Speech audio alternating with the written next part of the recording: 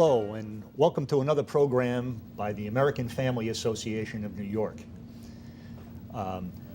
We're here with our guest today, Bill Donahue, in our studio, and there's no doubt that our society has become more secular over time. And one of the mantras of the secularists is, if it feels good, do it. Are secularists really having more fun? Are they really happier over the long run? We're going to explore that with our guest, Bill Donahue. Bill is the president and CEO of the Catholic League for Religious and Civil Rights. Bill began his teaching career at St. Lucy's School in Spanish Harlem. He has his PhD in sociology from NYU.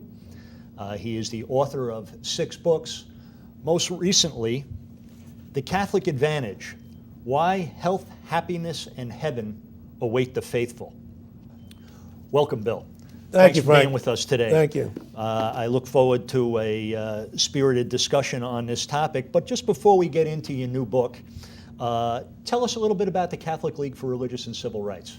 Well, the Catholic League was founded in 1973 by a Jesuit professor of political science at Marquette University, Father Virgil Bloom. Unfortunately, I never got a chance to meet with him. I took over in 93, 20 years later, and he died in 1990. Now, what Father Bloom wanted was something analogous to what Jews have in the ADL. In other words, an anti-defamation organization, a civil rights organization. But he wanted to be lay-focused. He knew that the day had come that you can't put all the burden on the fellows with the collar. The priests, the bishops, the cardinals, they have a full plate. You need some Catholic activists who are lay people, lay men and women who are willing to defend the faith. We are not here to go against people who criticize the Catholic Church on public policy issues. You can criticize us all you want on public policy issues. You're not allowed to hit below the belt. Now, admittedly, this is a subjective call. We don't need people's insult. We don't need obscenities. Just keep it clean. We also don't care for when people start, who are non-Catholic, telling us about things which are not public policy areas. So, for example, if it's a house rule about celibacy and the like, that's for us to discuss. Okay. We don't tell Jews and Muslims what they ought to do in terms of their dietary restrictions and the like. It's none of our business. And I would hope that these voyeurs who keep looking into my church, like the little boy with his nose pressed up against the window, would back off. And when we see that, we're going to call them out on it. Okay. Is anti-Catholicism a problem? Well, it's very interesting. Are you keeping busy? Yeah. Listen, going back to the colonial days, we've had anti-Catholicism. We even had some of the founders like Sam Adams and others who were anti-Catholic, and John Jay, unfortunately. But look, we don't have the know-nothing kind of society as we did in the 19th century. The Ku Klux Klan, which is against Catholics, blacks, and Jews, that's not our problem. Individual Catholics have made tremendous strides. In other words, in the workplace and in education, there's not too much in the way of discrimination. We do get involved continually with some cases, but for the most part, it's not discrimination against the individual, it's defamation against the institutional church. And again, I'm not saying that if people criticize the Catholic Church on public policy issues, there's anything wrong with that. I am saying if you have one wayward priest and you're going to then make a generalization from the individual to the collective and say that's the way all priests are. We don't do that about African Americans. We don't do it about Jews. We don't do it about Muslims. We don't do it about gays. So therefore, we shouldn't do it about priests.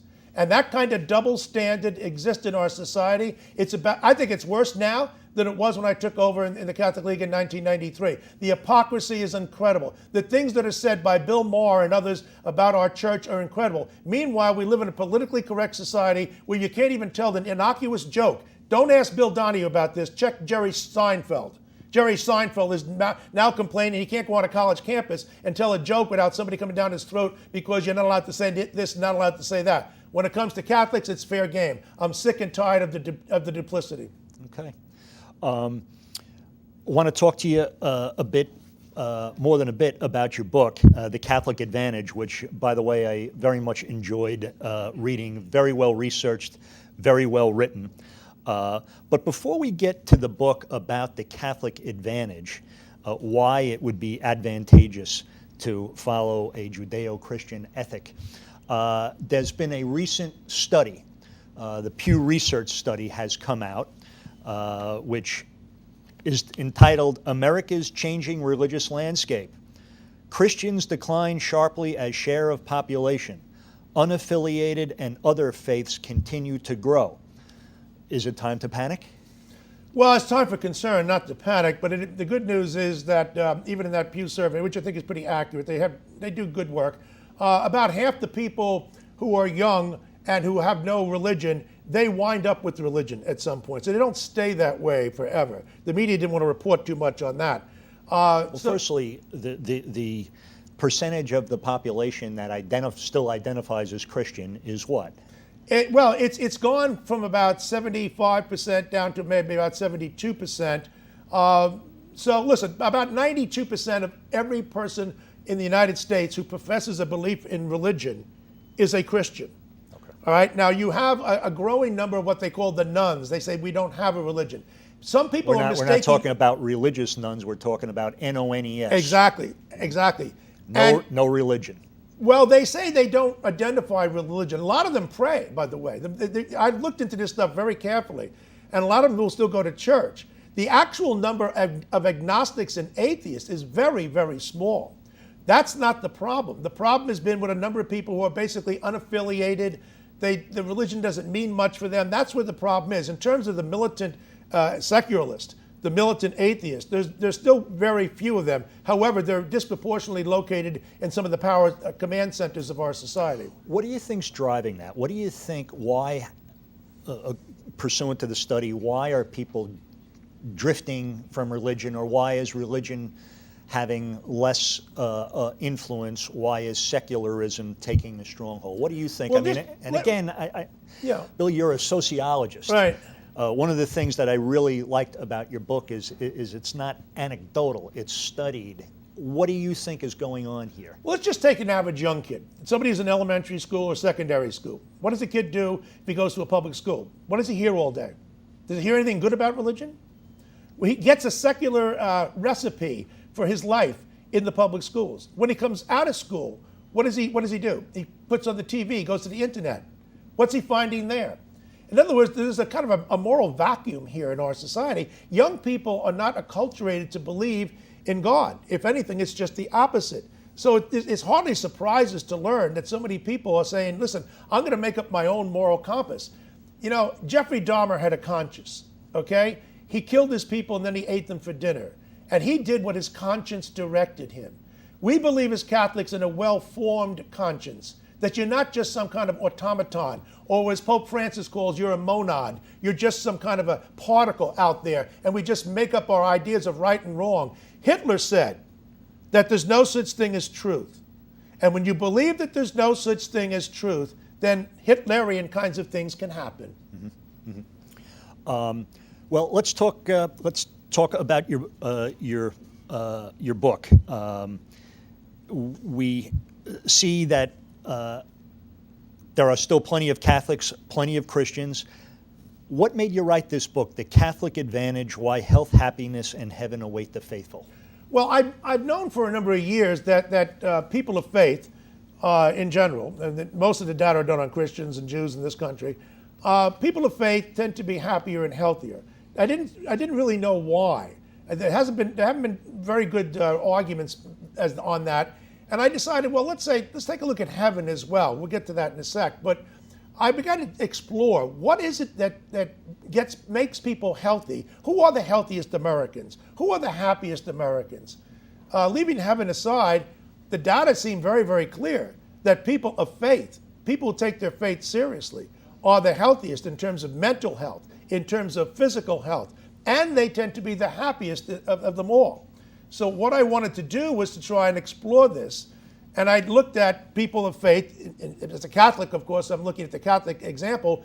Prototypical Catholics I'm looking at would be saints. I'm looking at practicing Catholics. I'm looking at nuns, particularly cloistered nuns. And I'm also looking at priests. They're one example.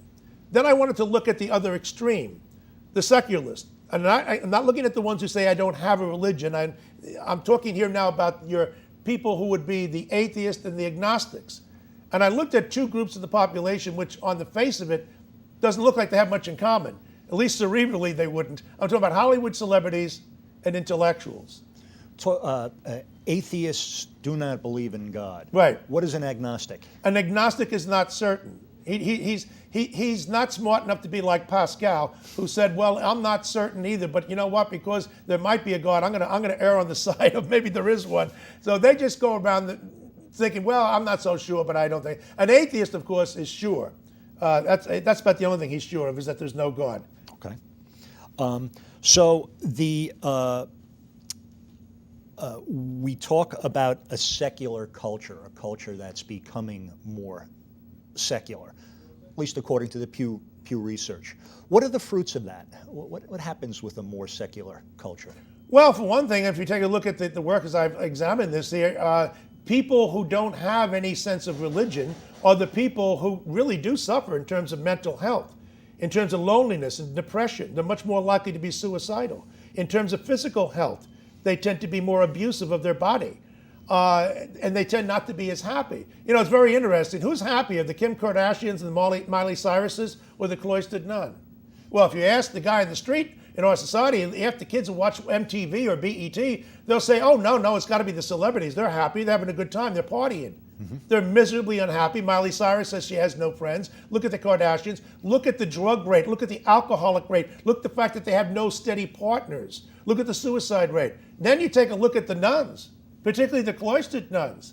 They have a vertical relationship with God. They have a horizontal relationship with their other nuns. They don't feel a sense of isolation. They have a sense of community with God and with the others. The same is true with priests, particularly order priests, more so even than diocesan priests. They have a sense of community. What community is there in Tinseltown? There is no community there. And in terms of happiness, yes, you've got to feel a sense. I guess it's whatever the latest nightclub or bar is. Yeah, it is, and exactly that, which is why you take a look, as I've recounted. Look, I gave one example of Elvis, who, you know, the king, so to speak. Elvis admitted to his pastor in the late 50s. He said, "You know, had I done everything you would ask me to do, I would be happy. But I'm not. I'm miserable. And I've got fans all over the world. I've got all this money, but I've done everything you told me I shouldn't do." Well, Elvis was a tragic figure, but there's so many more Elvises out there. And many of them are searching for religion. They can't go with the Judeo-Christian religion.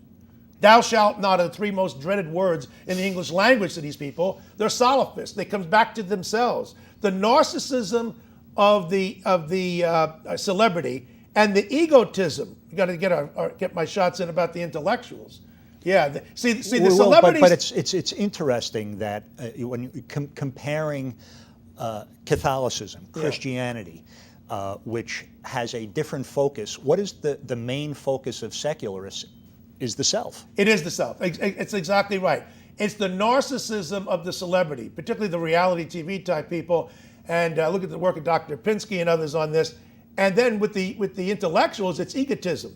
Take a look at the work of Paul Johnson, the English Catholic historian, on this and his work, Intellectuals. And I've looked at so many others on this. They're self-destructive people. From Hemingway to Hitchens, you see the same kind of phenomena: alcoholism, chain smoking, miserable lifestyles. This is what they do. And so if there is no God and everything comes back to yourself, because you're smarter than God, you don't need God. That's what the intellectuals think. Then you pay a price for it. Mm-hmm.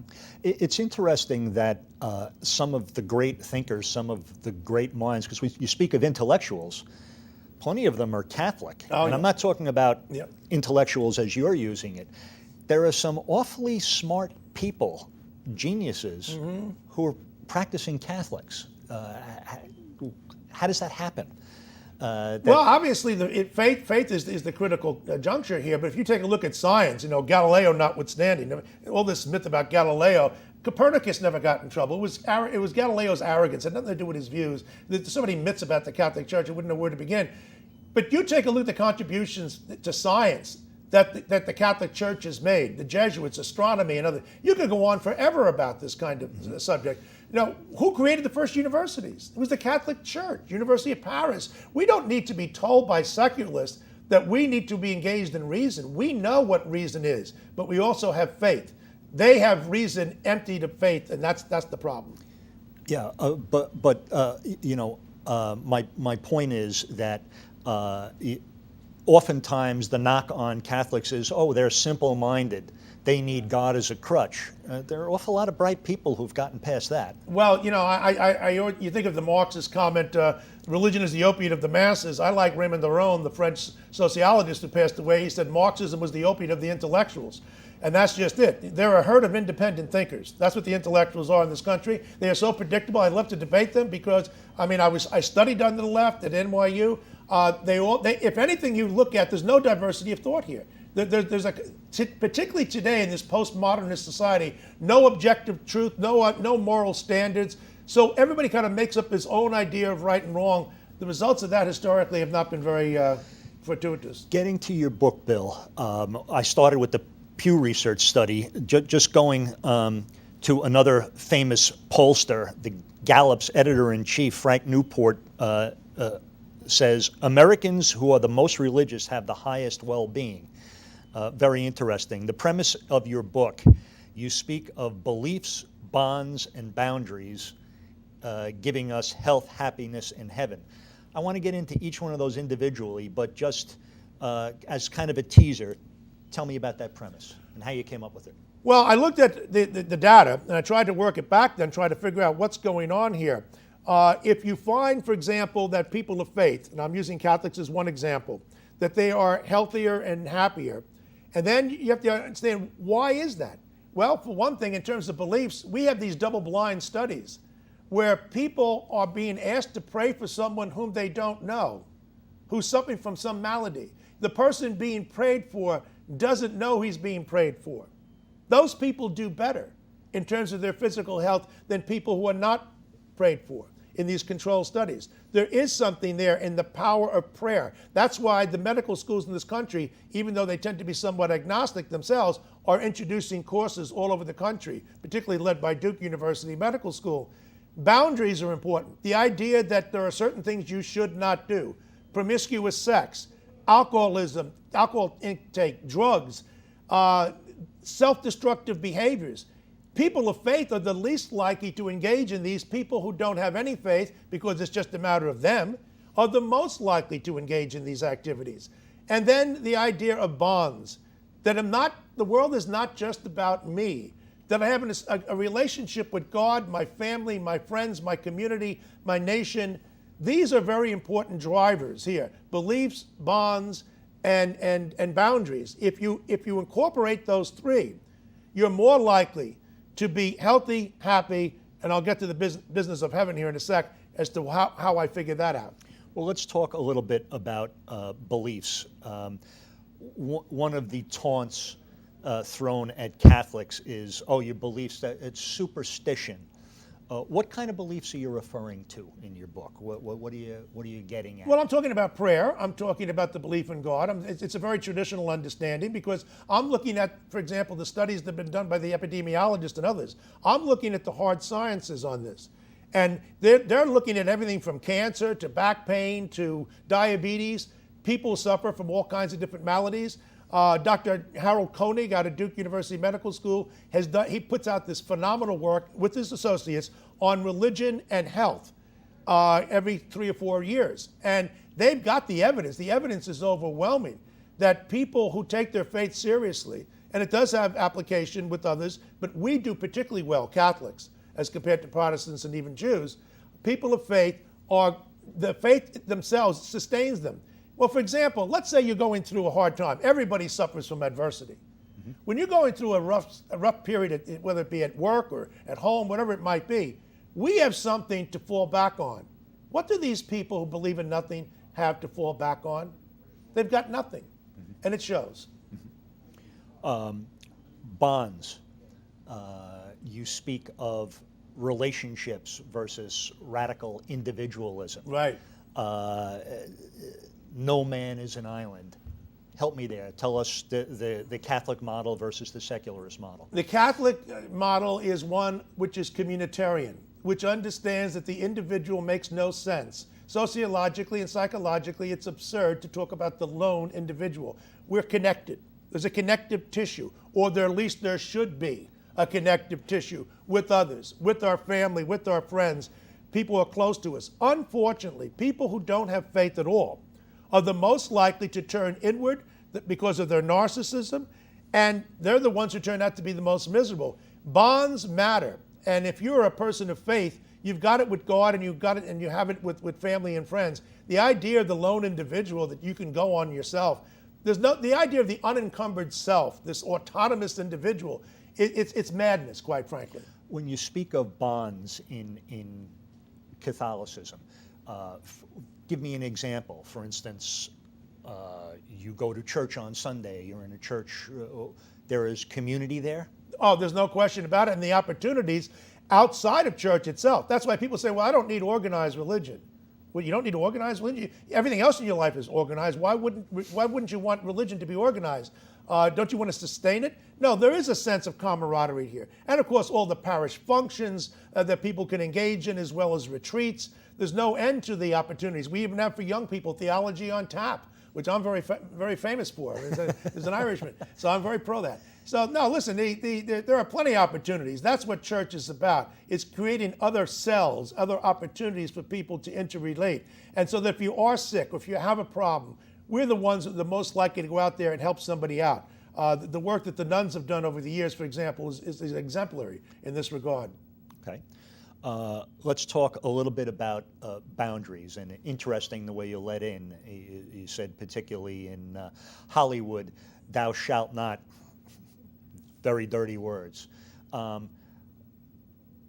Catholic view, the commandments, isn't that all oppressive? When you talk about boundaries, what are you talking about? It's amazing. Even John Stuart Mill in 1859 with his essay, which I think was created more problems than anything else in his essay on liberty, he assumed that people had self-discipline, but he was wrong on that. You should never assume that people have self-discipline. A little child will only do anything to satisfy himself. He has to be told to share constantly, all right? And we've got to nurture virtue.